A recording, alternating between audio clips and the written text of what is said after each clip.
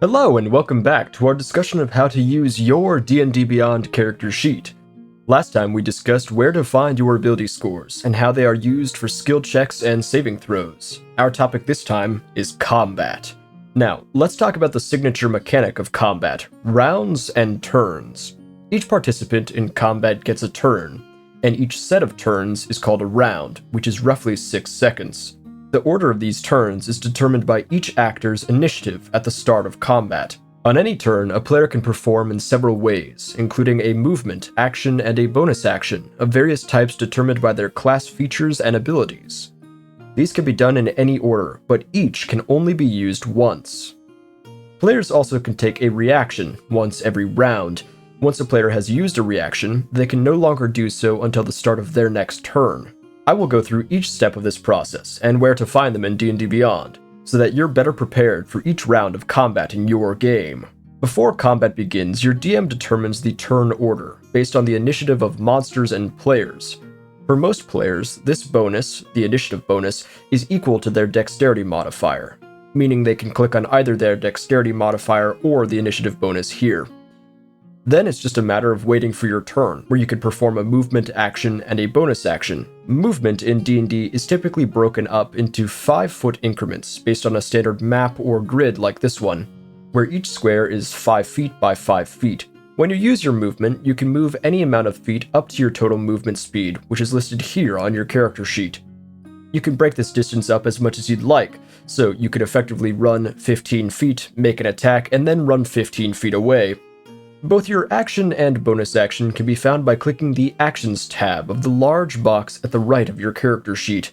The default tab for actions is All, but it is often easier to use the filters available at the top. The first we will look at is the Action tab. Note that an attack is a special type of action, but it gets its own tab. We will return to attacks in a later section. If your class provides an ability that costs an action to trigger, it will be listed here. For many classes at low levels, the only actions you will see will be attacks, and the following, which are available to all classes. Remember that if you're curious what these or any class feature does, you can click on it and D&D Beyond will list it for you. The most important for most players are Dash and Disengage. Dash is an action which doubles the player's movement speed for that turn, and Disengage is an action so that your player can leave combat without provoking an opportunity attack. We will cover opportunity attacks later, when we discuss reactions. The next tab is Bonus Action, where you will find any bonus actions available to players. By default, the only bonus action available to all players is two-weapon fighting, which allows people to make an attack with an offhand weapon while they are dual-wielding. Here we can see the bonus action available to my fighter, Second Wind, which allows them to heal once per short rest. When you use these limited abilities, click the box here to show that you cannot use it until your next short rest. When you next perform a short rest, by clicking the relevant button at the top of your sheet, you will see that the checkmark is automatically removed, and you can make use of the ability again. When you make an attack, you first declare who you are attacking, and what you are attacking them with. If you make a melee attack, your bonus to hit will be a combination of your strength modifier and your proficiency bonus. However, melee weapons with the finesse property can use your choice of strength or dexterity. If you make a ranged attack, your bonus will be a combination of your dexterity modifier and your proficiency bonus. Click the bonus to hit listed next to each weapon, and D&D Beyond will make an attack roll for you, and add the hit bonus to it. If your roll is equal or greater than the AC, or armor class, of the creature you are attacking, your weapon hits. If your weapon hits, you deal damage equal to 1 roll of the weapon's damage dice, and you use the ability modifier you used to hit. So in the case of melee weapons, you would use strength unless it has the finesse property, and for ranged weapons, you would add your dexterity modifier. You can see a list of each weapon, including their properties, category, and damage dice, here. At low levels, this is all you would have to do for an attack. However, as you continue to level up your character may gain access to more attacks. Many martial or melee-focused classes gain these features at around 5th level. You can see how many attacks you get per attack action here above your list of attacks. You can also find them in the Features and Traits tab, which will be listed as Extra Attack. We will return to discussing class features in a later section. Unfortunately, your character won't always be on the offensive, and you'll have to know how to respond when someone or something makes an attack against you. When an attack is made against you, you determine whether it hits by comparing the result of their attack roll with your armor class, or your AC, which is listed here on your character sheet. This value is a combination of your dexterity modifier and the armor you wear, with different rules for each class of armor. Without wearing any armor, your AC is equal to 10 plus your dexterity modifier. Light armor is the armor value plus your dexterity modifier. Medium armor is the armor value plus your dexterity modifier to a maximum of 2, and heavy armor is a flat armor value, so you do not add your dexterity modifier. However, heavy armor also has strength requirements. If you do not meet these requirements, your speed will decrease by 10 feet. You will also see that some armor gives you disadvantage on stealth checks, which is reflected in your character sheet in the Skills tab. If you lack proficiency in an armor that you wear, you suffer disadvantage to all ability checks, saving throws, and attack rules that use strength or dexterity. You are also unable to cast spells. Much like with weapons, you can see which armor you have proficiency with here on your character sheet. If an enemy manages to hit you, you will suffer damage, so let's talk about health. Your health is maintained in the small upper rightmost box of D&D Beyond. When you take damage, you can type the value or use the arrows until you reach the total of the enemy's damage roll. Then click Damage, and D&D Beyond will automatically subtract it from your maximum health total. The same can be performed in reverse by clicking Heal to restore this health. You can also add temporary hit points here, which are granted by some spells and class features. These act as a shield against damage, effectively absorbing blows that would normally hit you. If you have temporary HP, any damage will affect that first before moving to your normal HP. You can also click the center of this box to pull up a side window. This window is used the same as previously, but it dynamically shows you how much health you will be left on before the damage takes place.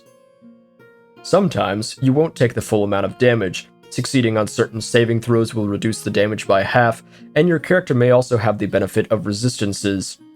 Resistances can be granted by certain racial traits, class features, or magic items. Any resistances are listed here, below your hit points.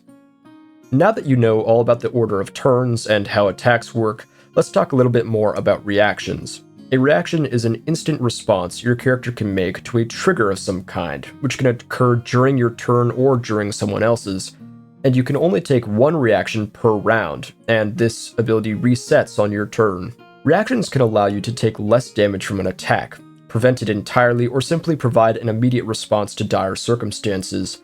However, I will only be talking about the two reactions available to every character in D&D, opportunity attacks and the ready action. Creatures in D&D create an area of threat based on their reach with a melee attack. When an enemy leaves your reach, you may make one melee attack as a reaction against the creature so long as you can see it. Because of this, reach weapons and large creatures have a significant increase in their radius of threat and may be able to swipe at an unsuspecting enemy who moves through their area. The ready action uses your entire turn, including your movement, action, bonus action, and your reaction.